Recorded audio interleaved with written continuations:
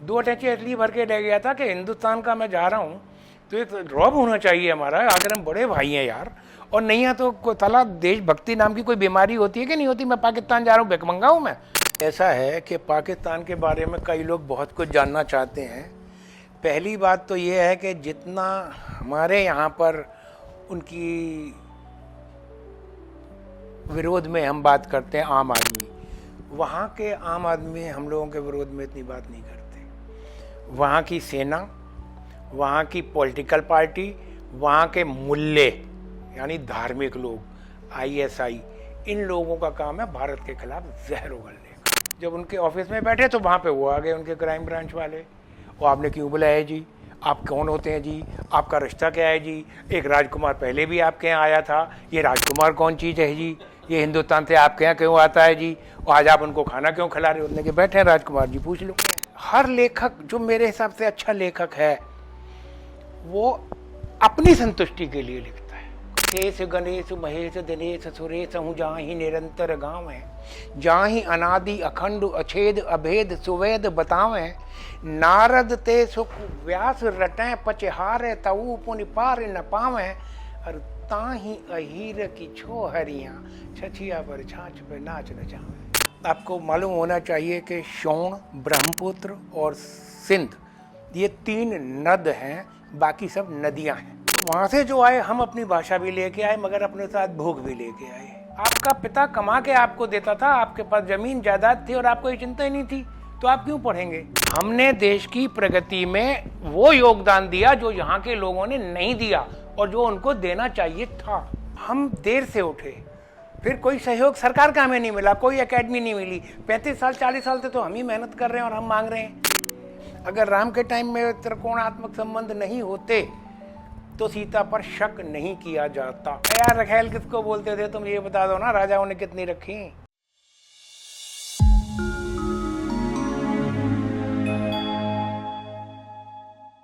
नमस्कार दोस्तों, स्वागत है आपका हमारे YouTube पॉडकास्ट चैनल बुकबाज में। तो दोस्तों, आज इस सफ़र में हमारे साथ हैं एक ऐसे कलमकार जिनकी लेखनी बहुभाषी है, बहुस्तरीय है और बहुआयामी है, जिन्होंने ब्रज भाषा से लेकर के सराइकी भाषा तक, जिन्होंने कहानी से लेकर के काव्य तक और यात्रा वृत्तांत से लेकर के उपन्यास तक सभी विधाओं को अपनी आत्मा से जिया है। जी हाँ, हम बात कर रहे हैं डॉक्टर मलिक राजकुमार की। सर, बहुत बहुत स्वागत है आपका हमारे चैनल में। धन्यवाद। धन्यवाद सर, कैसे हैं आप? बहुत अच्छा हूँ मैं। सर, सबसे पहले हम यही पूछेंगे आपसे, जो हमारा बेसिक क्वेश्चन होता भी है और सबसे पहले लोग इसमें जानने में चूक भी रहते हैं, आपकी साहित्यिक सफर की शुरुआत कैसे हुई? हाँ, ये एक बड़ा संजीदा प्रश्न है।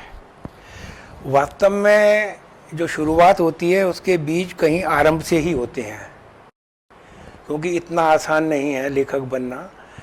जो लेखक बने हैं वो जानते हैं कि ये बीज बचपन से ही पड़ जाते हैं। जब आपको कहानियाँ पढ़ने की, किस्से पढ़ने की या दादी नानी की बातें सुनने की आदत होती है ना, उसमें जो रस आता है वो फिर अपने अंदर पकता रहता है धीरे धीरे।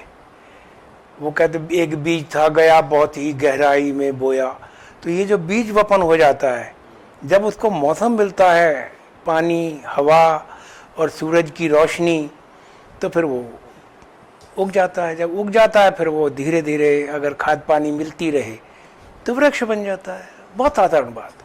तो इस बीज को अनुकूल परिस्थितियां कहाँ से मिली सर? हाँ, ये भी है कि अनुकूल परिस्थितियां नहीं, जिद कह सकते हैं आप मेरी। जब मैं बीए में पढ़ता था तो टाउन एरिया था, वहाँ बड़ी पॉलिटिक्स होती है कॉलेज। कहानी प्रतियोगिता हुई, मैंने मौलिक कहानी लिखी, मुझे 3rd प्राइज मिला। एक ने धर्मयुग से चुरा के लिखी, एक ने कादम्बनी से चुरा के लिखी, उनको 1st और 2nd मिला। प्रोफेसर की मर्जी। उस दिन हमने के बच्चों से कहा जो हमारे साथ पढ़ते थे बीए के, ये प्रोफेसर हमारा क्या कर सकता है? अगर मुझे कहानीकार बनना, कथाकार बनना तो मैं बन जाऊंगा, ये नकलवाल तो कभी नहीं बनेंगे, ये बात निश्चित है। तो आप समझ सकते हैं कि वो एक जिद शायद मुझे यहाँ तक ले आई हो क्योंकि लॉ करने के बाद में और प्रैक्टिस शुरू करने के बाद में भी मेरे अंदर एक जिद थी कि एमए करूं और पीएचडी करूं। तब तक मैं अपना एक कविता संग्रह मेरा आ चुका था जो हिंदी एकेडमी के सहयोग से छपा था। मैं तो गांव से आया दिल्ली में, इतनी जानकारी दिल्ली की या चालबाजियाँ वगैरह ये मैं कुछ नहीं जानता था। बस धीरे धीरे जब पता लगा तो मैंने भी अपनी किताब जमा कराई, छप गई तो छप वाली। कविताएं तो खैर मैं 75 से ही लिखता था, उससे पहले से भी, और लोकल अखबार वहाँ आगरा से छपता था, अमर उजाला, वो तब सिर्फ आगरा से ही छपता था, अब तो पूरे भारत में छपता है। तो उसमें मैं पोस्ट कार्ड के ऊपर लिख के अपनी कविता भेजता था और अगले इतवार को छप जाती थी। जो हमारे प्रोफेसर वगैरह थे उनकी कविताएं कभी महीने में कभी 2 महीने में, और लोकल तो किसी की शायद छपती नहीं थी, तो वो लड़के लोग जब कविता छपती थी आके बधाइयाँ भी देते थे और बात भी करते थे कि कैसे लिख लेते हो। तो वो एक बस वो यूँ समझ लो कि एक युवक का जो मन की बात थी, उसमें कोई लेना देना नहीं था उसका, ना ही ये पता था कि हम साहित्यकार हैं और मैं कविता भेजता हूँ तो मेरी छप जाती हैं, ये अच्छी हैं, ऐसी कोई समझ नहीं थी। जब दिल्ली आए तो और भी कविता हमारे पास लिखी हुई पड़ी थी, नई भी लिखी। फिर एक दिन ऐसे ही बात हो गई तो उन्होंने कहा आप हिंदी एकेडमी में जमा कराइए, वहाँ आपकी किताब छपेगी। तो 100-125 कविताएं जो थीं वो टाइप करा के मैंने वो किताब जमा कराई, वहाँ से पास हो गई, पैसा मिला, पब्लिशर ने छाप दी। तब मुझे लगा कि अगर किताब छप सकती है तो मुझे इस पर मेहनत करनी चाहिए। बस उसके बाद मेहनत शुरू हुई, ऐसी मेहनत शुरू हुई कि वो नशा ऐसा ही लग गया। सर, जैसे आपने अलग अलग भाषाओं पर काम किया है, आपने ब्रज भाषा पर काम किया है, आपने हिंदी में काम किया है, आपने पंजाबी में काम किया है, और आपने सिराइकी भाषा में आपने विशेष तौर से बड़ा काम किया है, और इसके ऊपर काफ़ी लोग आपकी रचनाओं को लेकर के शोध भी कर चुके हैं। तो सर, सिराइकी जैसी भाषा जो लगभग 4 करोड़ लोगों द्वारा भी हमारे यहाँ बोली जा रही है, तो ये विलुप्त तो होने के कगार पे कैसे आगे, क्यों ये प्रमोट नहीं हो पाई आगे जा करके? और सर, हमारे दर्शकों के लिए जानकारी के लिए ये भी बताइए जिनको नहीं पता है कि सिराइकी भाषा आई कहाँ से, क्या है? ये सिराइकी भाषा की ज़मीन भारत में तो नहीं है, ये तो कहीं जो सिंध नद है, आपको मालूम होना चाहिए कि शोण, ब्रह्मपुत्र और सिंध ये 3 नद हैं, बाकी सब नदियां हैं। तो ये जो नद है वहाँ पर एक सभ्यता जागृत हुई थी, अंदाज़ा आप 5000 साल पहले की बात इसको आप मान सकते हैं। तो वहाँ की ये भाषा रही, वहाँ पे जो लोग थे, उसके बाद आर्यंस भी वहाँ पे आए, उन्होंने भी सीखी, या बाहर के जो भी लोग आए, आक्रांता भी वहीं से आए, उन्होंने वहाँ संस्कृति को नष्ट भी किया। जो कुछ लिखा विखा था सब जला जलू दिया, लोगों को मार दिया, सब कुछ लूट लाट सब हुआ, सैकड़ों बार आए, तो वो सब होता रहा। परंतु जो भाषा है, जो आपकी संस्कृति है, वो ख़त्म नहीं हुआ करती, वो पीढ़ी दर पीढ़ी चलती है। 47 में भारत आज़ाद हो गया, या यूँ कहिए कि भारत के 2 टुकड़े हो गए, तो हमको इधर आना पड़ा, क्योंकि हमारी जो पसंद था वो ये था, वहाँ हमें नहीं रहना पसंद, ना हमें मुसलमान बनना पसंद था। बहरहाल, तो वहाँ से जो आए हम अपनी भाषा भी लेके आए, मगर अपने साथ भोग भी लेके आए, ये बहुत बड़ी बात थी। तो यहाँ जो कैंप लगते थे सरकार के, वहाँ हमने ये जो राशन में लग के लेना और फिर उसको खाना, ये कोई छोटी बात नहीं थी, क्योंकि जवान बच्चे, जवान बहुएं, जवान लड़के लड़कियां और अच्छे खासे बूढ़े भी और प्रौढ़ भी, बड़ी शर्म की बात थी कि हम लोग खा रहे हैं और कुछ कर नहीं पा रहे हैं। क्लेम मिले, कईयों को नहीं भी मिले, परंतु क्लेम कब मिले, कितने साल बाद मिले, तब तक तो कुछ करना है, क्योंकि रोटी तो आज चाहिए मुझे, तो आज दिन में कुछ करूँगा तो शाम को मुझे मिलेगा, राशन के अलावा भी ज़रूरत है मुझे। तो वो सारी चीज़ों में लोग लगे रहे, और उन्होंने एक बात सीखी कि पढ़ाई के अलावा कोई रास्ता नहीं है। तो जितने भी यहाँ के लोग हैं वो जानते होंगे कि पंजाबियों ने जो माइग्रेट होके आए, बहुत ज़बरदस्त पढ़ाई की और उसमें सफल भी रहे। उसका कारण ये है कि वो आज जज भी हैं, यूनिवर्सिटियों के मालिक भी हैं, कॉलेज के, स्कूलों के, फिल्म इंडस्ट्री के। भारत में कौन सी ऐसी चीज़ है जिसमें ये लोग काबिज नहीं हैं, कब्ज़ा नहीं है? साइकिल ले लो, हीरो साइकिल उनके पास है, कार ले लो, कार उनके पास है। तो क्या नहीं है? सुप्रीम कोर्ट के जज वही, प्राइम मिनिस्टर भी वही है, मनमोहन सिंह बने, और उससे पहले वो नाम बोल रहा हूँ, वो दाढ़ी वाले थे, नहीं वो दाढ़ी वाले थे जो, वो भी माइग्रेटेड थे, तो थोड़े समय के लिए बने थे।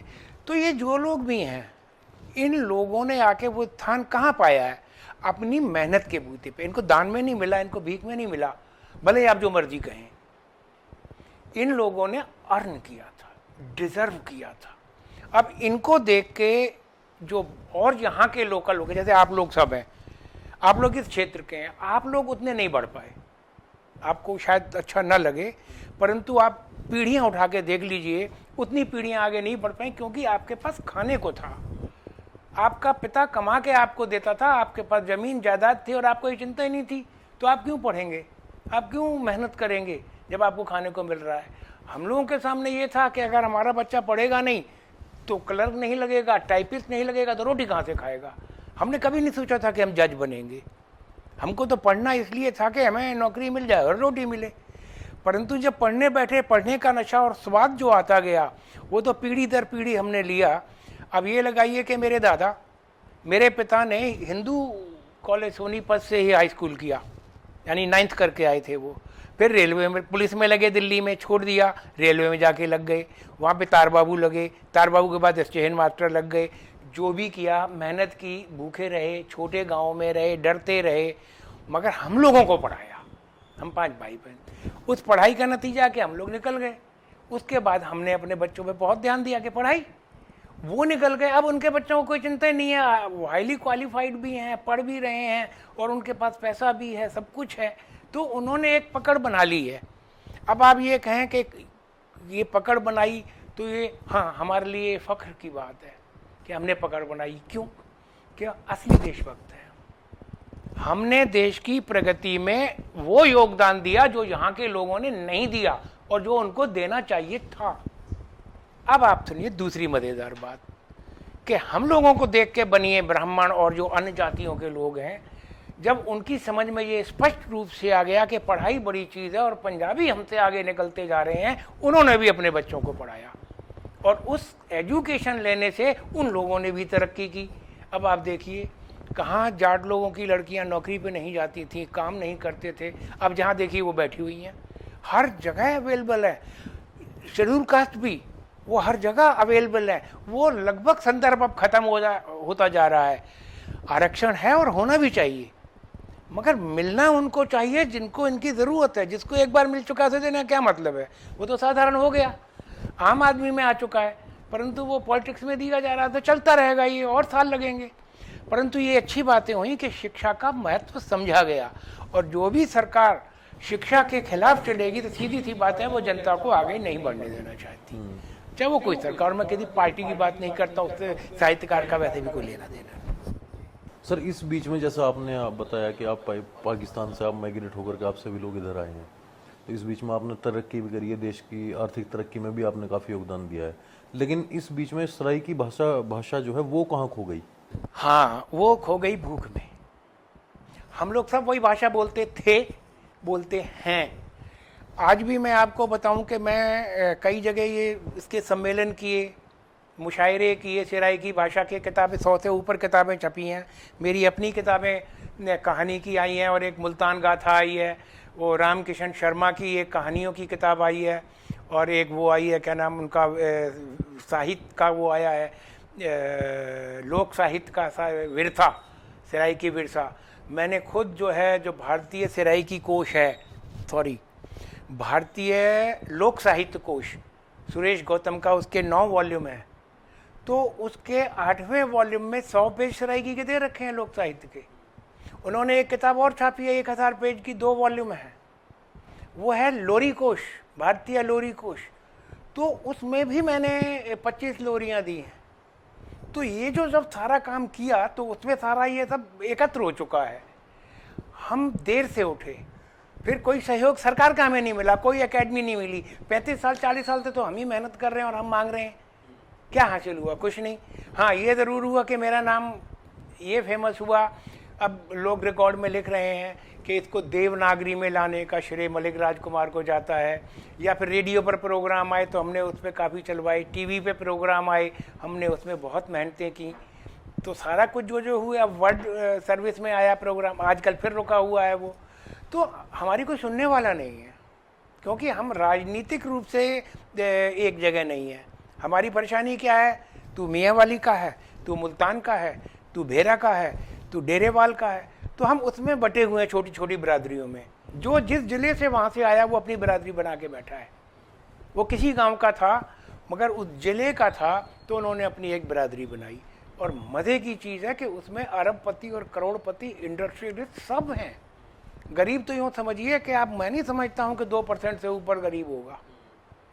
अब शराबी कबाबी है, कुछ करता नहीं है, कोई काम नहीं करता, या पागल वागल हैं, दिमाग नहीं है, तो वो भले गरीब पड़े हों कुछ, नहीं तो अब गरीब दिखाई नहीं देते। जबकि जब आए थे तो सभी ऐसे थे जैसे लगता था सब गरीब हैं। सर, आपकी जो रचनाएं हैं उसमें हमको त्रिकोणीय संबंध और प्रेम जैसी चीजें देखने को मिलती हैं, तो ये सभी मुद्दे आप समाज से उठा करके लाते हैं कि आपके मन की उपज है ये सब? देखिए, मन से तो मैं समझता हूँ कि हम लोग जो कहानी लिखते हैं या फिक्शन जिसे बोलते हैं, उपन कथा में कल्पना का सहारा निश्चित रूप से लिया जाता है, परंतु इतना भी कल्पना का सहारा नहीं लिया जाता, क्योंकि आजकल कल्पना के बजाय यथार्थ की बात ज़्यादा चलती है।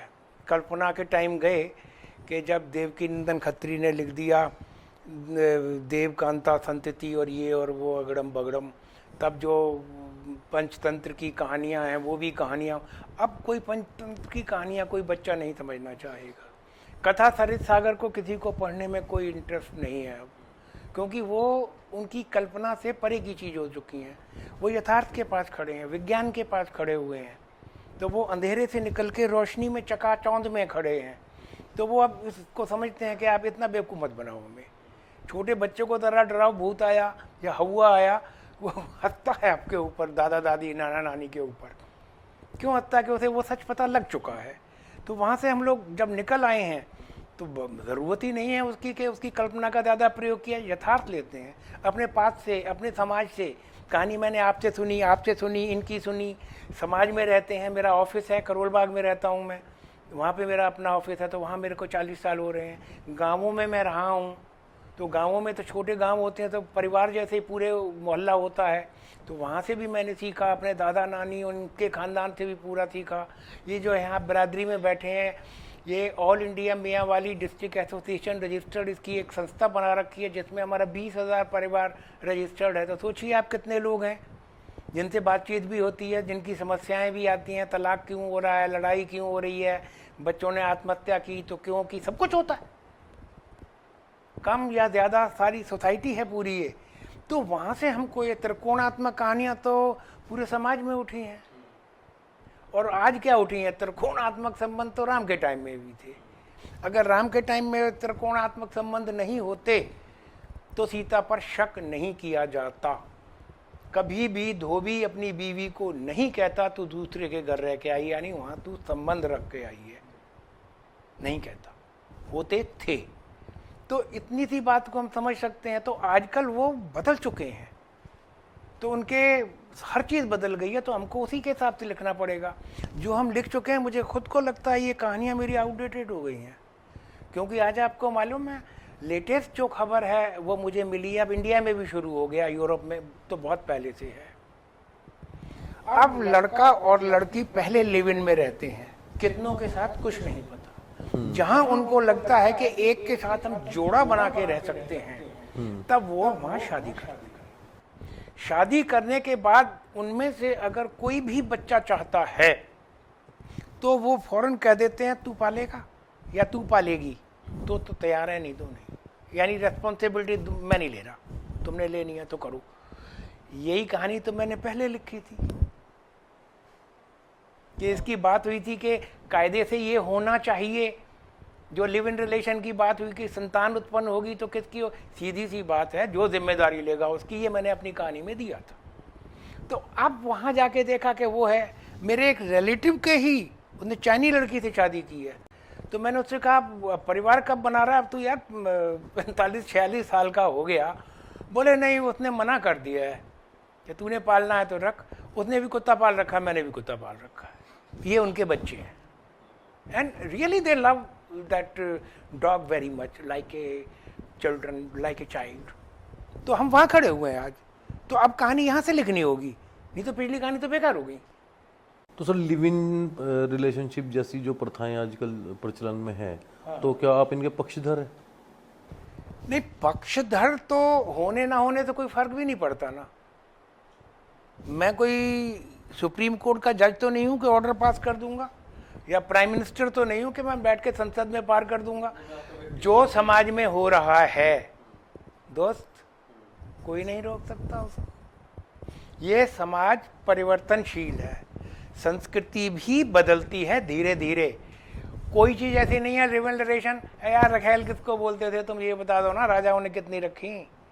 राजा लोग तो हमारे इतने प्यारे हुआ करते थे, नवाब लोग हमारे इतने प्यारे हुआ करते कि दासियों के भी उन्होंने पुत्र पैदा किए। पढ़ लो आप जाके, जौन सा मर्जी महाभारत को पढ़ लो, तो वहाँ दासी पुत्र उपस्थित हैं वहाँ पर। तो सब कुछ होता रहा है, तो यार उसमें आप कैसे कह सकते हो? वहाँ आपने उदाहरण के स्वरूप में सुना है, अब ज्यादा हो रहा है। बाकी लोगों ने 2-2 शादियां की, मिस्ट्रेस रखी, वो कोई आज की बात है क्या? किसी ने बताया, किसी ने नहीं बताया, बस इतनी सी बात है। और बाकी ये रुकेंगे नहीं। जो समाज जिस तरह से चल रहा है वो अपनी गति में चलेगा।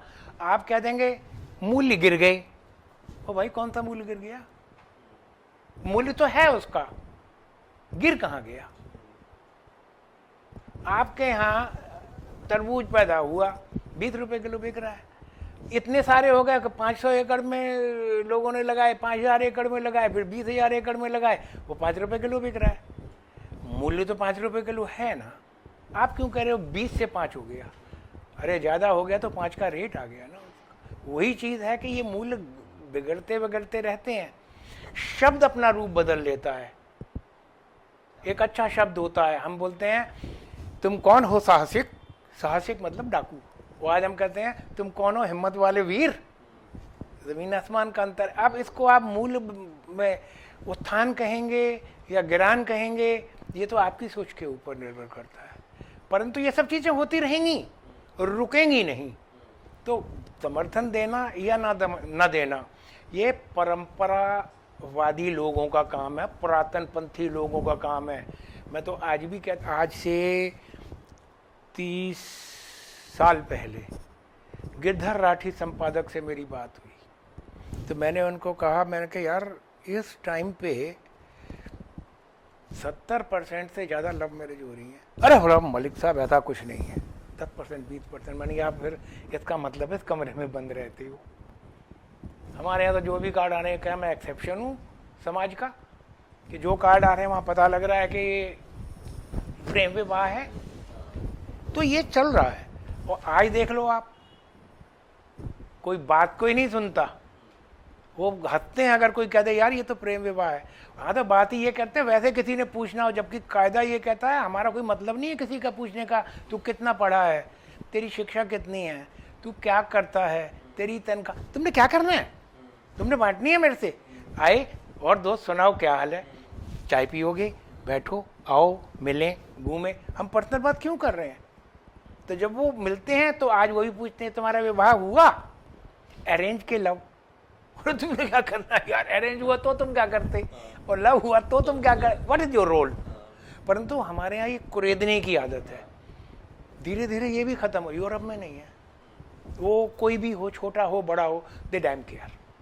वो किसी से नहीं पूछते, अगर कोई पूछे तो वो बुरा मानते। हमको भी बुरा मानना चाहिए अगर कोई, मगर हम खुद पूछते हैं तो बुरा कहाँ से मानेंगे? ये हमारा कल्चर है। अब इसमें बदलाव आएगा तो जो यूरोपियन है वो फौरन कहेंगे यार बड़े घटिया लोग हैं ये भारत वाले, किस तरह की बात करते हैं, हर चीज़ में उंगल देते हैं। वो तेरा बच्चा क्या कर रहा है, वो कितने % नंबर आए, अरे तुमने क्या करना है यार, कितने % आए, 96 आए तो, और 46 आए तो, what you will be doing, आप क्या करेंगे उसमें? परंतु हम पूछेंगे, कुरेदेंगे, विले बंदे, खाली दिमाग शैतान का घर। वहाँ खाली दिमाग नहीं है, वो काम करते हैं। अब आप बताइए कब रोकेंगे हम? हाँ बच्चे कंपटीशन, आपका मतलब क्या है बच्चों को कंपटीशन देने का? अरे बच्चा अगर होगा, दरअसल हमारे यहाँ क्या है कि नौकरी ये छोटी है, ये बड़ी है, तुम क्यों काम करते हो?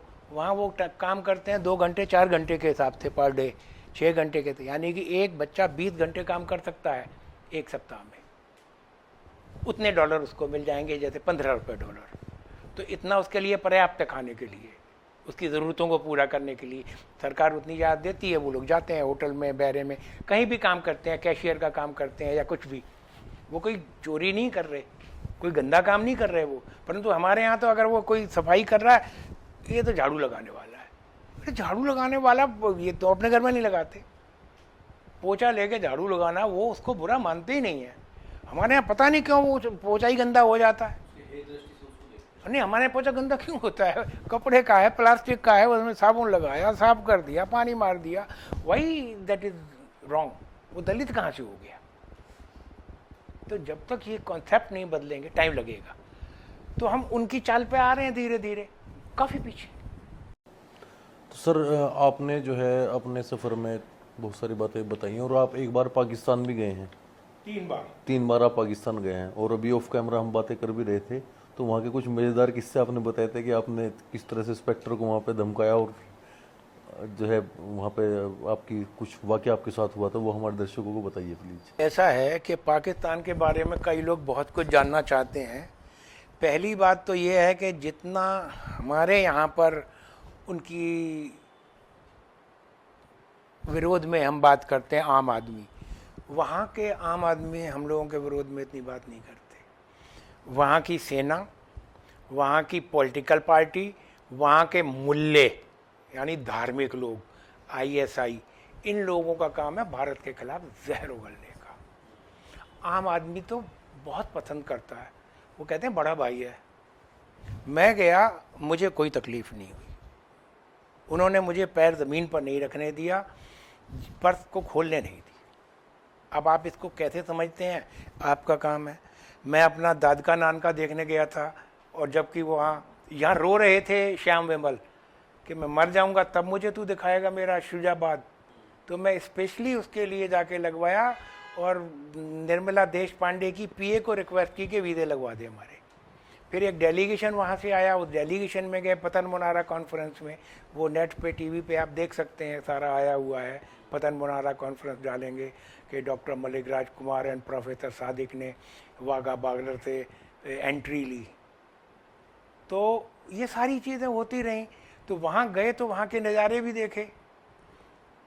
वहाँ की पुलिस हमारी पुलिस से ज़्यादा वर्स्ट है, वो उनके लोगों ने कहा। परंतु मेरे सामने ऐसा वाक़या नहीं आया, क्योंकि मैं जवाब दे सकता था, मैं बोल सकता था, और मैं किसी से डरने वाला नहीं था, मैं वकील था। जो हमारे साथ लोग गए वो पत्रकार थे और राइटर भी थे। आपके 6 तो वहीं के थे, आपके जयपुर के। तो उस सब के बावजूद ये ना मलिक साहब, इन्होंने ना हमारे ऊपर वो लगा रखा है कि हम जैसे कोई क्रिमिनल है। इन्होंने ब्लैक कमांडो दे दिए। पुलिस की जीप हमारे आगे चलती थी ट्यू टू टू टू करती हुई, और 6 कमांडो हमको पीछे गाड़ी में रहते थे, ब्लैक कमांडोज। तो वो कहते थे, मैं कहा मूर्खो, ये हमारी सेफ्टी के लिए है, ना कि हमारी इंक्वायरी के लिए। हमारी क्या इंक्वायरी करेंगे, हम क्या कर रहे हैं जो हमारी इंक्वायरी होगी। तो वहाँ पे किसी ने, कई होते हैं खार दिमाग, तो एक बंदे ने वहाँ पे जाके कुछ हुआ तो बोल दिया नहीं। वहाँ पे जब हम मुल्तान पहुँचे हैं तो जो हमारा डेलीगेशन था, जिसने स्पॉन्सर किया था वहाँ खाने के लिए, एक ने होटल स्पॉन्सर किया, एक ने खाने के लिए, वो बैकआउट कर गया। क्यों? उसको वहाँ के जो क्राइम ब्रांच वाले हैं उन्होंने कह दिया, ओए तू इंडियन को क्यों खाना खिला रहा है, तेरा क्या इंटरेस्ट है, तेरा क्या रिश्ता है। वो डर गया, उसने फ़ोन किया और मना कर दिया, भाई ये तो मेरे पीछे पड़े, मैं खाना नहीं खिला सकता। तो जो हमारे साथ जो डेलीगेशन बुलाया था जिसने, तो इरशाद अमीन उसका नाम था, उसने कहा यार मलिक साहब ये तो प्रॉब्लम हो गई। अरे मैं कुछ प्रॉब्लम नहीं, मैं फ़ोन करता हूँ, फिर वो खाने का इंतजाम करते हैं। यार क्या होती है, अब 12 आदमी का खाना इतनी बड़ी चीज़ है, पहली बात तो मैं ही खिला देता हूँ, और नहीं है तो मैं अपने दोस्त को फ़ोन करता हूँ, वो खिलाएंगे यार। मैंने नूर लॉ कॉलेज के वो जो है सरगाना डायरेक्टर, उसको मैंने कहा भाई आ गए हैं हम फलाने होटल में हैं, बोला हम आ रहे हैं, तू पहुंच। 6-7 कारें आ गई, कंधों पे लाद लिया मेरे को और चिल्लाते हुए ले गए, हम राजकुमार को उठा के ले जा रहे हैं, तुम लोग बाद में आना, अब हमने तुम्हारे इसका अपहरण कर लिया है हमने। और ले आए, अपने घर पर ले गए, वहाँ जूस वूस पिलाया। फिर मैंने कहा वो खाना यहीं खाएंगे। बोले हाँ चिंता मत करो आप, उनको खबर दे दी है कि 10 बजे खाना खाने यहाँ आना, तब तक आप हमारे घर चलो बात। क्योंकि पहले मैं उनके पास रहा था, जब पहले गया था तो श्याम बेमल के साथ। तो वहाँ से जाके वहाँ पहुँचे, जब सबसे बच्चों से मिल के जब उनके ऑफिस में बैठे तो वहाँ पे वो आ गए, उनके क्राइम ब्रांच वाले। वो आपने क्यों बुलाया है जी, आप कौन होते हैं जी, आपका रिश्ता क्या है जी, एक राजकुमार पहले भी आपके यहाँ आया था, ये राजकुमार कौन चीज़ है जी, ये हिंदुस्तान से आपके यहाँ क्यों आता है जी, और आज आप उनको खाना क्यों खिला रहे हो। उन्होंने कि बैठे हैं राजकुमार जी, पूछ लो। अब उसकी हवा थोड़ी ख़राब हुई कि ये मैं बोल बैठा हूँ, वो भी राजकुमार के सामने। मैं बोला हाँ जी आप क्या चाहते हो, क्या इंक्वायरी करनी मेरे से करो। बोला नहीं जी नहीं, हमें आप तो हमारे गेस्ट हैं। मैंने गेस्ट नहीं है, आप इनको ये तंग कर रहे हैं, अरे यार आपने खाना खाना है, आप भी हमारे साथ खाना खाओ, झगड़ा खत्म करो, काय को बोल रहे हो यार। बोले ना हाँ हम खाना खा लेंगे जी आपके साथ, हमने आपके साथ ही खाना है जी, हमने कहाँ जाना है। मैं भाई इनका भी खाने का इंतजाम कर दे। कितने आदमी हो, बोले 4। मैं 4 आदमी खाना खिला देंगे। मैंने कहा तुम दोस्त एक बात बताओ, क्यों धमकाते हो अपने लोगों को, ये डायरेक्टर है नूर लॉ कॉलेज का, रेपुटेटेड आदमी, तुम खाना क्यों खिला रहे। मतलब एक गेस्ट को खाना खिला रहा है, तुम मेरा खाना बंद कर रहे हो ना यहाँ पे।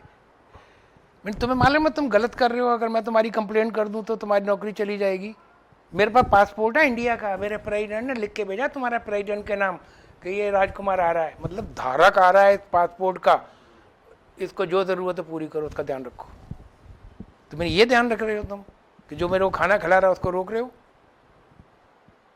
ये तुम्हें मैंने तुम कुछ नहीं कर सकते, मैं यहाँ गाली भी दूंगा, मैं तुम्हारे अगेंस्ट भी बोलूंगा। हद तो तुम ये चला सकते हो कि 24 घंटे के अंदर बॉर्डर क्रॉस कर ले, इससे ऊपर तुम मेरा कुछ नहीं कर सकते, यू कांट अरेस्ट मी। तो वो बेचारा बड़ा ही शर्मिंदा हुआ। और वो नूर लॉ कॉलेज वाले बोले यार तू कानून की भी धज्जियाँ हो, हम बैठे हुए, हमें नहीं पता ये बात। मैंने पासपोर्ट पढ़ो कभी और चीज़ें पढ़ो, देखो उसमें। तो मैंने कहा ऐसा कुछ नहीं है, हमारे अधिकार हैं, हमें मालूम नहीं होते, ये धमकाते हैं, हम धमक जाते हैं। आखिर वो खाना खा के गया, उनको बात ही इतनी करनी थी कि खाना मिल जाए फ्री का, मीट मुर्गे मिल जाए। फिर जो हमारे आदमी आए उनको उन्होंने अच्छा खाना खिलाया, सब कुछ किया, मेरे को गिफ्ट भी दिए। मैं खुद उन बच्चियों के लिए गिफ्ट लेके गया था, यहाँ से पहले ही फ़ोन कर लिए थे, जिसको गाउन चाहिए या जिसको सूट चाहिए। तो बच्चे अपने यार अच्छा लगता है वो। मैं जब पहली बार गया था, अब यकीन करो मैं 2 अटैचियाँ भर के ले गया था। 2007 हाँ 2 अटैचियाँ इसलिए भर के ले गया था कि हिंदुस्तान का मैं जा रहा हूँ तो एक रौब होना चाहिए हमारा, आखिर हम बड़े भाई हैं यार। और नहीं है तो साला देशभक्ति नाम की कोई बीमारी होती है कि नहीं होती। मैं पाकिस्तान जा रहा हूँ, भिखमंगा हूँ मैं, उनके क्या प्रभाव डालूंगा मैं। तो मैं 2 मगर वो नालायक कहते हैं कि 3 भर के भेजी मेरे को वापस। मैं यार मर गए। तो भाई बोले अब इनको क्या करोगे, बांटो। अब उन्होंने दिया प्रेम को, आप किसी को मना कर सकते हो? आप उस प्रेम को सुनोगे तो पागल हो जाओगे। मेरे मियाँ वाली का ही एक बंदा, ठंड पड़ रही कड़ाके की, वो मोटरसाइकिल लेके गया, वहाँ से नमक का टेबल लैंप और जूतियाँ लेके आया जो वहाँ की फेमस होती हैं, बहुत हार्ड होती हैं, खेड़ियाँ बोलते हैं उनको, वो कसीदेकारी की होती हैं गोल्डन। वो लेके आया रात को मेरे लिए और वाइफ के लिए, और वो टेबल लैंप मोटरसाइकिल से, और रात को 11:30 बजे देने आया ठंड में। तो यार उसको क्या ज़रूरत पड़ी थी? सिर्फ उसको ये यार मियाँ वाली का बंदा आया है, इनको ये चीज़ें नहीं मिल सकती, मैं इनको दे दूँ। और मज़े की चीज़ है, आज भी कोई पाकिस्तान, अब बंद हो गया पाकिस्तान से आना जाना, मेरे कुर्ते पजामे ख़त्म हो गए थे, सलवार कमीज़ मैं वहीं की सिली वहीं के कॉटन की पहनता हूँ, तो ख़त्म हो गई। तो वैसे ही एक बोला यार हमने इंडिया आना है, तो इंडिया तो यार हमारे वीज़े नहीं लगते, हमारे भी नहीं लगते भाई। न तुम्हारे लगते ना हमारे लगते, सरकारों के काम है, पॉलिटिक्स है ये। तो फिर बोला यार मैंने तो तेरे 3 कुर्ते पजामे सिलवा लिए हैं, तो मैं बाई पोस्ट देने गया तो उन्होंने भी मना कर दिया कि बाई पोस्ट भी नहीं जाएगा, कोरियर भी नहीं जाएगा।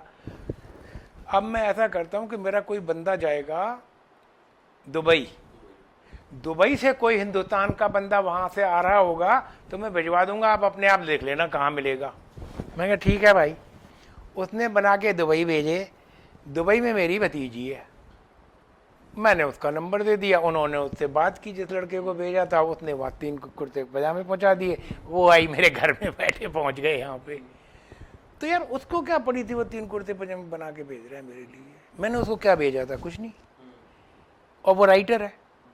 तो यार हमारे राइटर का किसी से क्या लेना देना, हम किताब मांगेंगे, अब वो कहते कुछ लाना है, हम बताओ, कहते मलिक साहब सब कुछ मिलता है यहाँ, आप आ जाओ बस।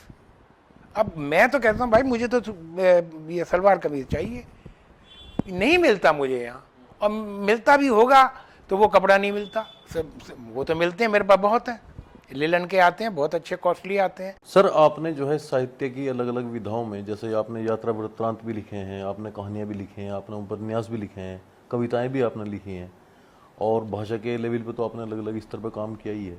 तो इन सभी चीज़ों को आपने एक साथ कैसे साधा? नहीं, एक साथ तो इनको नहीं साधा।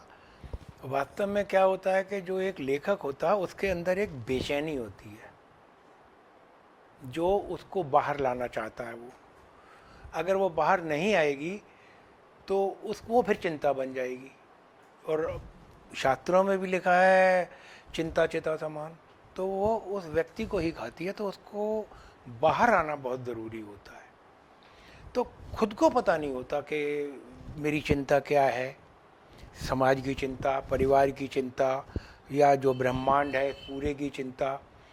तो आप ये कहें कि कौन सी सारी चिंताएं होती हैं, आपके अंदर भी होती हैं, हर एक के अंदर होती हैं। कुछ इग्नोर कर देते हैं, उसको परवाह नहीं करते है, हमने क्या करना है। कुछ होते हैं वो सोचते हैं, जो ही सोचते हैं वो चिंता बढ़ जाती है। अब वो अपनी बात को जब कहना चाहते हैं तो सबसे आसान तरीका और सबसे पहला तरीका, या यूँ कह लें कि जीवन में एक उम्र होती है जब व्यक्ति कविता लिखता है, वो सबके पास आती है। आगे वो कितना उसको संभाल पाता है और लगातार निरंतरता उसको देता रहता है, वो व्यक्ति पर निर्भर है। तो कविताएं लिखी, छपती रहीं, 75 से 87 तक तो हमने परवाह ही नहीं की कि हम जानते हैं और कविता लिखते हैं। हमारी छपती भी थी, हमने सोचा ही नहीं कि ये छपती हैं तो इनकी कोई मूल्य है, यानी हमें अपनी कीमत ही नहीं मालूम थी। जब वो छपी है तब पता लगा। तो दूसरी किताब छपी, एक लड़की पारुल छप के आई नदी बहती है के बाद, तो उसमें जो कविता थी वो प्रेम पर केंद्रित थी। प्रेम पर केंद्रित भी इस तरह से थी कि एक स्त्री जो है वो चारों रूप में एक पुरुष के पास होती है। वो बहन भी है, बेटी भी है, माँ भी है, पत्नी, दोस्त तो है ही है। तो उसको दिखाने के लिए मेरी कविता चल रही थी। तो एक दिन मेरी पत्नी ने बताया कि उनकी कोई टीचर है पारुल, तो जब स्कूल के फंक्शन में उनकी कोई नीचे से वो साड़ी की वो जो फॉल होती है वो कट गई। तब दिवाली का मौसम था, जब दिवाली चल रही थी, स्कूल में मनाई जा रही थी, दिए जले हुए थे। वो लड़की भाग के आई और उसने फाल को जोड़ के साड़ी में चलते चलते पिन से जोड़ दिया। वाइफ ने वो बताया कि देखो कितनी अच्छी लड़की है, मुझे मिल गया। मेरी समझ में नहीं आ रहा था कि मैं उसको कहाँ से ले आऊँ कि जो इस तरह से वो सारे रूप में आ चुकी थी कि बेटी के रूप में भी आ जाए। तो फिर वहाँ से मेरी ये कविता यहाँ पूरी होती है। तो वो कविता मैंने उस पर लिखी, एक लड़की पारुल। फिर कविता संग्रह का नाम भी एक लड़की पारुल ही लिखा कि हर रूप में जो है वो पत्नी, प्रेमिका या बच्चे सब कुछ है उसमें, और वो प्रेम का रूप है। बट मुझे लगा नहीं, अभी मज़ा नहीं आया, खुद को मज़ा नहीं आता। हमें दूसरे से कुछ नहीं लेना, आपको पसंद आई नहीं आई मुझे कुछ नहीं करना। और कोई लेखक बोलते हैं हमने ये किया, इसके लिए लिखा। अरे यार धंधे में लिखा जाता है कहीं, युवकों के लिए लिखो। वो धंधेबाज लोग हैं जो युवकों लिए, युवतियों के लिए लिखो। वो तो फिर मैं नाम नहीं लूँगा तो और पत्रिकाएँ थोड़ी हैं, वो बिलो स्टैंडर्ड हैं। वो तो सस्ता साहित्य भी हमारे यहाँ, लुगदी साहित्य भी हमारे यहाँ बहुत छपता है। तो मुझे उसकी चिंता नहीं है। हर लेखक जो मेरे हिसाब से अच्छा लेखक है वो अपनी संतुष्टि के लिए लिखता है। मैं दूसरे की संतुष्टि के लिए नहीं, अपनी संतुष्टि। मुझे नहीं मज़ा आया अपनी कविताएं लिख के, मैंने कहानी शुरू की। मज़ेदार चीज़ है, जो मैंने कहानियाँ लिखी उसके बाद पाकिस्तान गया हूँ और लगभग वैसी ही चीज़ें पाई। उसी तरह की जो मैंने इसमें कल्पना के सहारे लिखी थी। तो ये होती है भावनाएं, या जिसे कहते हैं परामनोविज्ञान, वो भी काम करता है, आदमी के अंदर जागृत होता है। तो कहानियाँ लिख के ये लगा नहीं यार मज़ा नहीं आ रहा, उपन्यास लिखा। बाहर गए, यात्रा वर्णन लिखा, बहुत घूमा मैं पूरा भारत घूम चुका हूँ, कोई राज्य नहीं छोड़ा, कोई जो दर्शनीय स्थल है वो नहीं छोड़ा। धार्मिक छोड़ दिए होंगे पर टूरिस्ट प्लेस नहीं छोड़े, इतने मैं घूमा हूँ। और बहुत नए नए ताज्जुब की चीज़ें मिली। फिर लगा यार ये पर्यटन होता है तो पर्यटन का भी कुछ लोगों को बताया जाए। तो मैंने पर्यटन बनाम यात्रा लिखी कि पर्यटन कैसे करें और क्या फ़ायदा उठाएं। अब वहाँ बर्फ़ में कार कैसे चलानी है उसकी स्टाइल बताई गई है, क्या क्या सामान लेके जाएं, क्या क्या दवाएं अपने साथ रखें, वहाँ डरें कैसे, बचें कैसे और सावधान कैसे रहें, या लोग आपको ना लूटें, या आप किसी के साथ इस तरह ना करें और आपकी सुरक्षा के लिए, वो सारी चीज़ें पूरी उस किताब में डाल। मन हुआ कि लोगों को पता होनी चाहिए। अब किसने पढ़ना है, किसने खरीदना है, उसका सिर दर्द है, मेरा नहीं है। मैंने अपने आप को संतुष्ट किया कि मैंने अपना रोल पूरा कर दिया, आगे जितने करना है वो करे। फिर उपन्यास आ गया एक, मैं अरुणाचल गया, कई बार गया अरुणाचल, आसाम, नॉर्थ ईस्ट बहुत गया मैं। तो वहाँ पे जाके मेरे दोस्त बने, लोग बने, वहाँ की कहानियाँ मिली। तो फिर मैंने वहाँ के एक कहानी उसी पे लिख डाली, तो वो उपन्यास बन गया बड़े मज़े से। तो उसमें मेन चीज़ तो मेरा वहाँ पे कल्चर जो है अरुणाचल का, वो उसमें आ रहा है। उपन्यास तो अगर कहा जाए, मैं कहूँ तो 15 पेज होंगे उपन्यास के, तो कहानी के तो बाकी तो कल्चर सारा चल रहा है उसमें, जो वहाँ का कल्चर है, अलग अलग वहाँ की जातियों का। अब वहाँ से आगे चलते हैं तो फिर कहानी का संग्रह एक और आ गया। फिर अभी एक पढ़ी थी कहानी, अब काफ़ी पीछे, दीमक खा गई बहुत सारे कागज़ मेरे जो नहीं छपवाई थी, आधी कहानियाँ लिख के छोड़ दी थी, खा गई। तो उनमें से जो बचा निकला देखता हूँ क्या है। तो फिर कहानी संग्रह वो पब्लिशर आ गया कि साहब दे दो मेरे को। तो मैंने निकाली, जब उसमें देखी कौन कौन सी टाइप पढ़ी है, क्या क्या पढ़ी है, वो निकाली तो पता लगा किताब बन रही है, मैं ले जा भाई। तो वो कातिल किताब आ गई कहानी की। अभी एनबीटी से बात हुई है तो वो एनबीटी कह रहे हैं कि आप लोग एक किताब लिखें जो किशोरों के लिए होगी, और राज तरंगिणी में जो राजा आए हैं, कल्याणकृत राज तरंगिणी हैं, तो उनमें से किसी राजा को, एक पात्र को लेकर आप लिखें। तो मैंने वहाँ एक पात्र चुना, तो वो पात्र है नर किन्नर। अब मज़ेदार चीज़ क्या है कि नर किन्नर में कि नर किन्नर विभीषण का बेटा है। और विभीषण कौन है? विभीषण इंद्रजीत का बेटा है। इंद्रजीत कौन है? वो रावण का बेटा है। अब आप कहोगे ये सर कहाँ से ले आए? भाई मैं नहीं लाया, कश्मीर के राजाओं में कितने रावण हुए हैं? 2-3, विभीषण भी 2 हुए हैं। तो वहाँ इस तरह के नाम चलते रहे हैं। वो लोग बुरा नहीं मानते क्योंकि वो लोग शैव हैं, शिव भक्त, वो भी शिव भक्त, तो उस चक्कर में उनके नामों को भी रखते हैं, उसको भी रखते हैं। विभीषण को बुरा ही नहीं मानते। परंतु हम लोग खूब मंडूक हैं, हम लोग इतना पढ़ने नहीं जानते, ना ही हम पढ़ने जाते हैं, ना हम उसके लिए मेहनत करते हैं। अगर हम ये निकाल के पढ़ेंगे तब पता लगेगा ना कि एक नहीं 10 विभीषण पढ़े हैं, रावण पढ़े हैं, सब कुछ पढ़ा हुआ है। अब उसका चरित्र क्या है कि वो उसके गीत किन्नर भी गाते हैं, यानी इतना अच्छा राजा है, और उसके बावजूद उसकी बीवी को एक बौद्ध उठा के ले जाता है। वो जो अदृश्य होना जानता है, वो उसके सारे जितने भी मठ वठ हैं, विहार हैं, उनको जलवा देता है। उसकी जगह ब्राह्मणों को नाम, उन जगह भी उनके नाम, ब्राह्मणों के नाम अलॉट कर देता। जो लूटा फूटा वो भी उनको दे देता, ब्राह्मणों को लोग। उसके बाद में वो देखता है कि कोई ब्राह्मण है, वो नाग कन्या के प्यार में फंस गया किसी भी तरह, उसकी कहानी और उनकी शादी होगी, वो कहानी है पूरी। उसको ये पसंद करने लगता राजा, और जाके उसको ही निवेदन कर देता कि तू मेरे से शादी कर ले। जब वो नहीं मानती तो उसके पति को कह देता तू, यानी कितना गिरेगा एक राजा उस टाइम पे, जो आज से 4000 साल पुरानी बात है। ये सोचिए आप, 3075 साल पुरानी बात कर रहा हूं।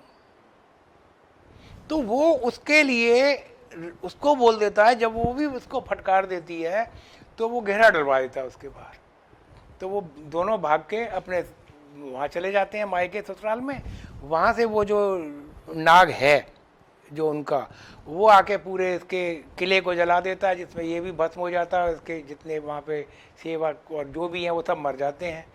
तो इसका एक बेटा विमाता के साथ गया हुआ है कहीं, वो उसके मायके, विमाता के मतलब दूसरी माँ के, तो वो बच जाता है, तो वो आके राजा बनता है और एक तपस्वी जैसा जीवन व्यतीत करता है। अब ये कहानी वहाँ पे मिलती है। तो इतनी कहानी को हमने अब कल्पना डाल के उस कहानी को हमने जोड़ना है। तो सीधी सी बात है कि इसमें हमको दिमाग लगाना पड़ता है कि हम इसकी ऐतिहासिकता को खा नहीं सकते, वो अक्षुण्ण रखनी पड़ेगी। उस टाइम पे लौह युग था, ताम्र युग था, पीतल युग था या पाषाण युग था, वो हमें ध्यान रखना पड़ेगा। ये थोड़ी है कि हम लड़ाई करा रहे हैं और तलवारें चमकवा रहे हैं वहाँ पे, और अगर चमकवानी भी है तो कांसे की चमकवाएंगे, लोहे की नहीं बनाएंगे, नहीं है धनुष बाण से काम चलाएंगे। तो ये सारी चीज़ें भी हमको रखनी पड़ेंगी। तो कल्पना कितनी डालेंगे, परंतु जब हम अकल प्रयोग करते हैं तब हमारे पास आता है कि कहानी छोटी नहीं है।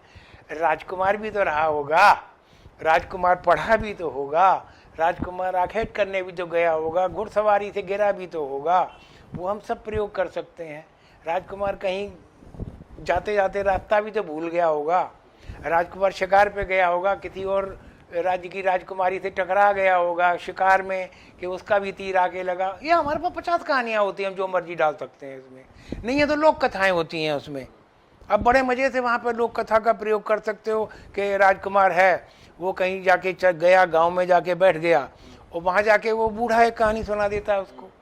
तो रोचकता भी आ जाती है, ऐतिहासिक उपन्यास में भी रोचकता आती है। लोग कहें कि ऐतिहासिक उपन्यास तो ऐसे ही होगा, नहीं, ऐसा नहीं है।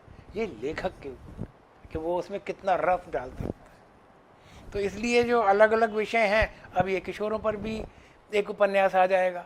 तो वही है ना कि अपने आप को संतुष्ट करने के लिए सारे पापड़ बेलने पड़ते हैं भाई। सर आपको जो है मतलब आपको काफ़ी बड़े स्तर पे पढ़ा जाता है लोगों में, और भारत में भी और अलग देशों में भी। तो आपके पसंदीदा लेखक कौन है और पसंदीदा किताबें आपकी कौन सी हैं? देखिए, मेरे पसंदीदा लेखक तो बहुत रहे। अब पुराने वालों में तो रहा हूँ तो प्रसाद आज भी मुझे मोहता है, निराला आज भी मुझे मोहता है, सूर आज भी मुझे मोहता है।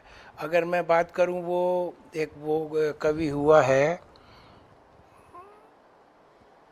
रस खान, छोटा सा कवि, मुस्लिम, और पीछे रह गया साहित्य में, कम लिखा हुआ है। मैं ईमानदारी से बताऊं, मुझे वो तुलसी और सूर के बराबर लगता। नहीं तो आप उसकी रचना देखो, शेष गणेश महेश दिनेश सुरेश हूँ जहाँ ही निरंतर गाँव है, जहाँ ही अनादि अखंड अछेद अभेद सुवेद बतावें, नारद ते सुख व्यास रटें पचहार तऊ पुनि पार न पावें, और ताही अहीर की छो हरियाँ छछिया पर छाछ पे नाच नचावें। अब ये 4 लाइनें लिखने में कौन से हिंदू देवता का नाम नहीं लिया, और वो क्या विधि नहीं जानता। नारद ते सुख व्यास रटें पचहार तऊ पुन पार न पावे, यानी वो जानता है कौन कौन ब्रह्म को नहीं पा सका और कितनी मेहनत की है। और शेष गणेश महेश दिनेश सुरेश सबके भगवानों के नाम लिख रखे हो।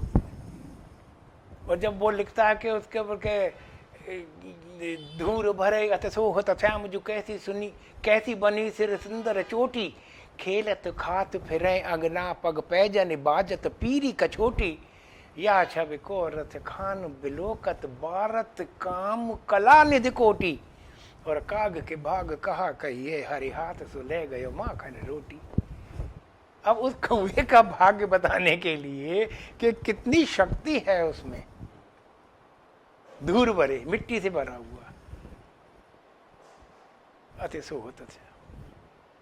पसंदीदा किताबें सर कौन सी हैं आपकी? जो बहुत दोस्तों, ये बहुत किताबें हैं यार। कोर्स के अलावा भी हमने जितने भी पूरे यूनिवर्सिटियों में एमए के कोर्स लगते हैं, ये हमने बीए में ही पढ़ डाली थी।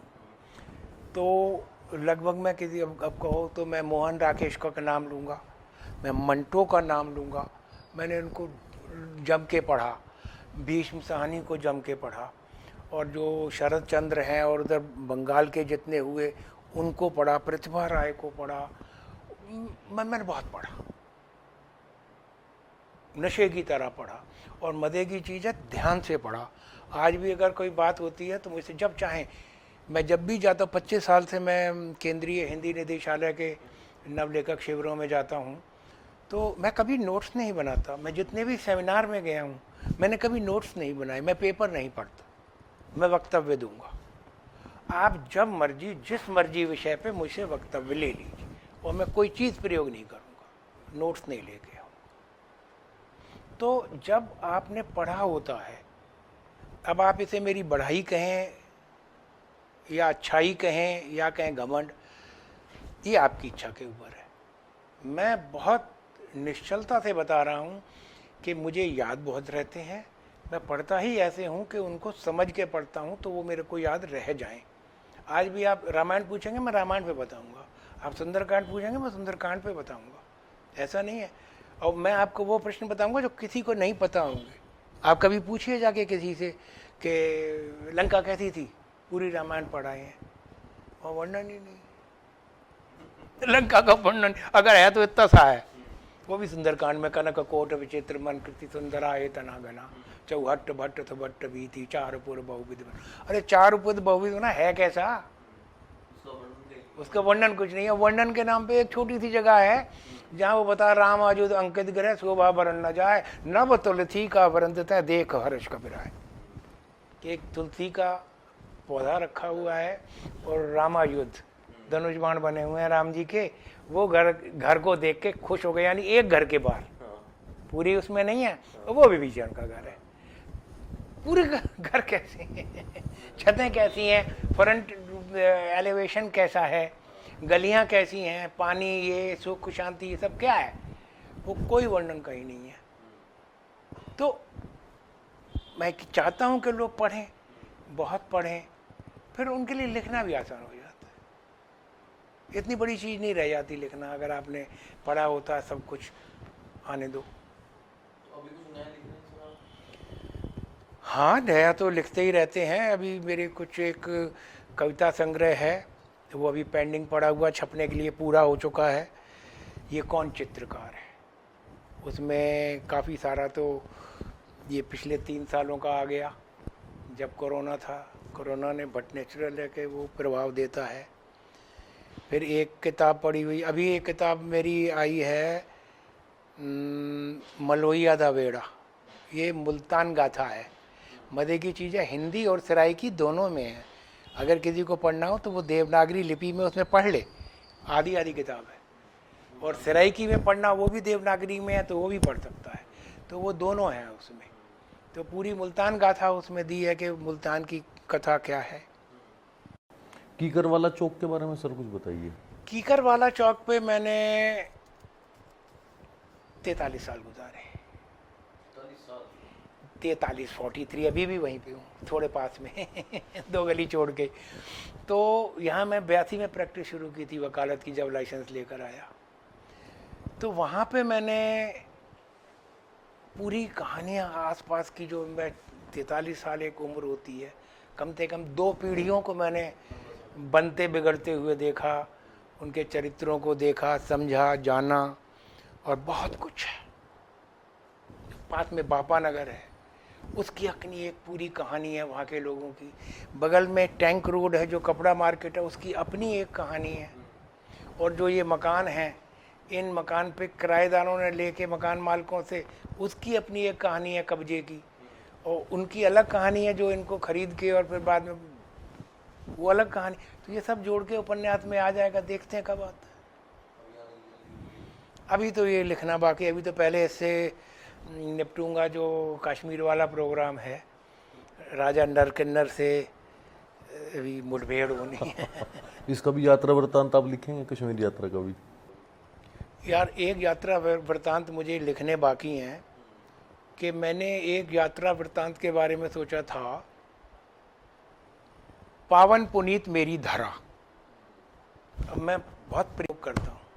मैंने कहा मैं निकल के देखता हूँ और लोगों के घर, अनजान लोगों के घर जाके रहूँगा, उनसे खाऊंगा पीऊँगा और घूमूंगा, देखता हूँ कितने लोग बुलाते हैं और क्या करते हैं। लाइन लग गई।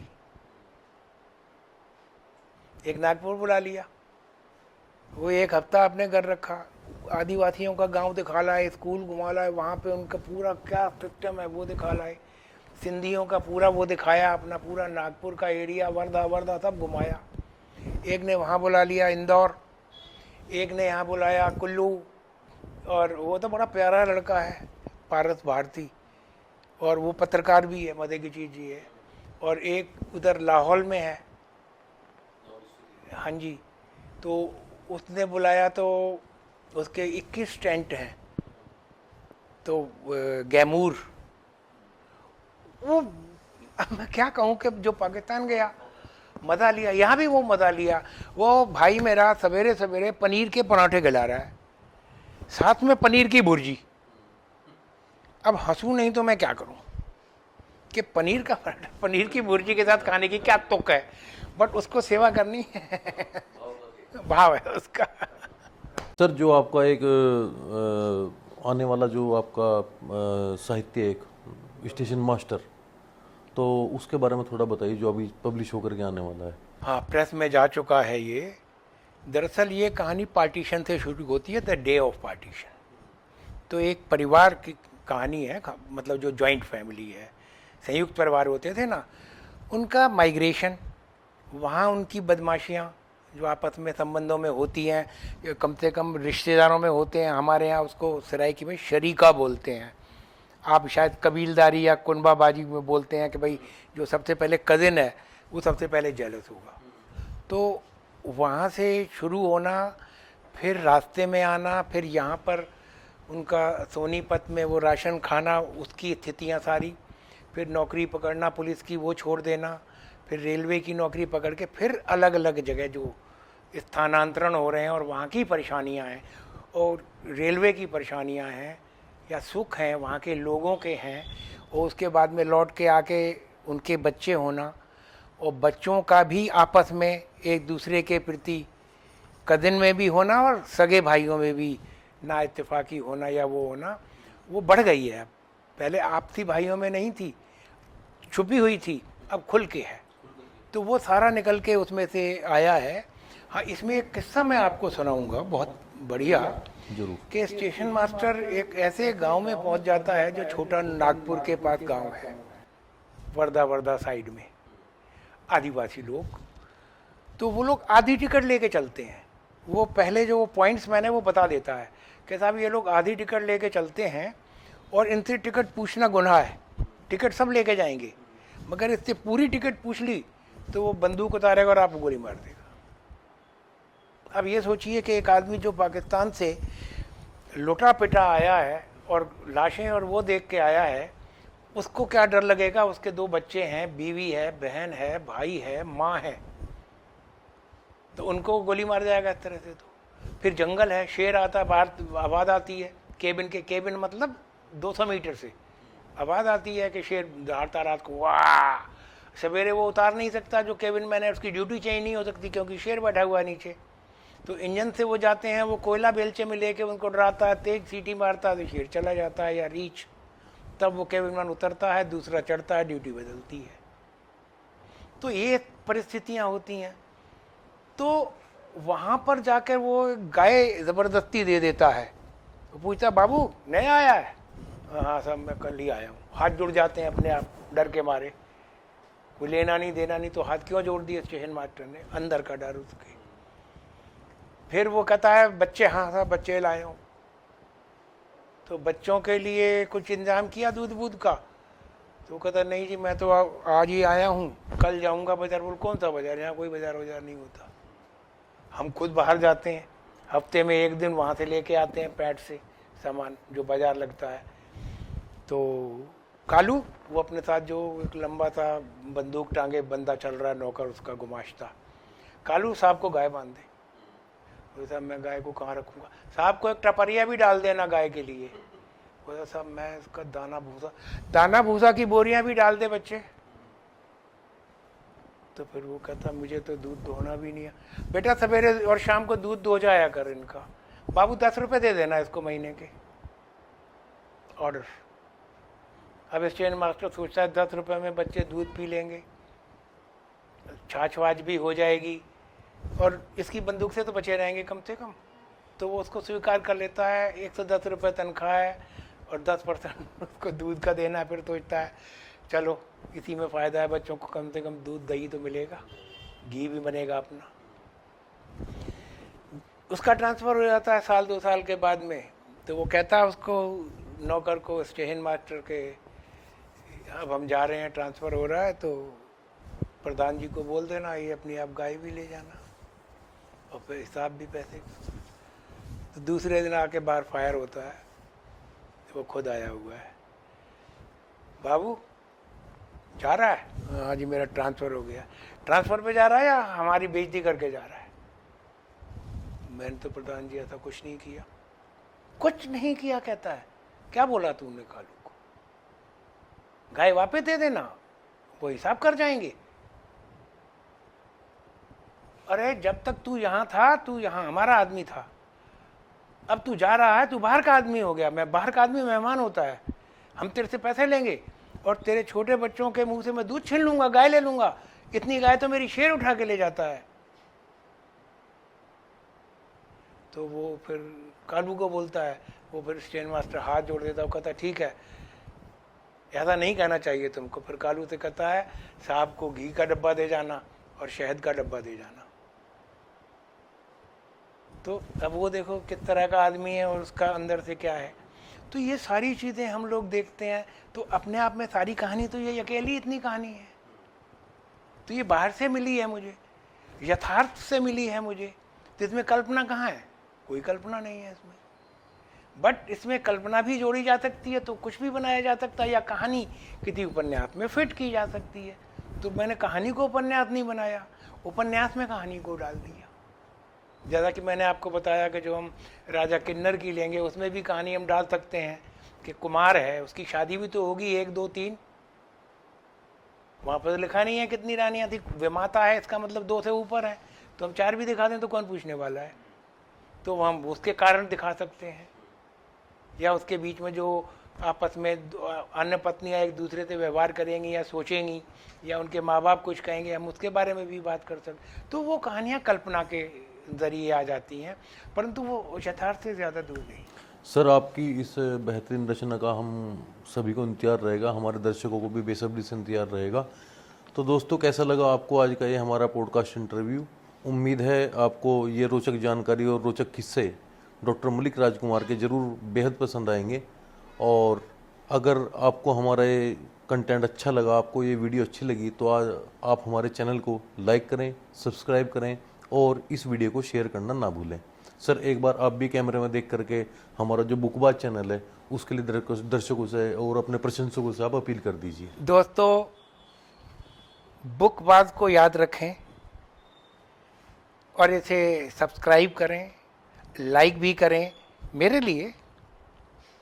धन्यवाद।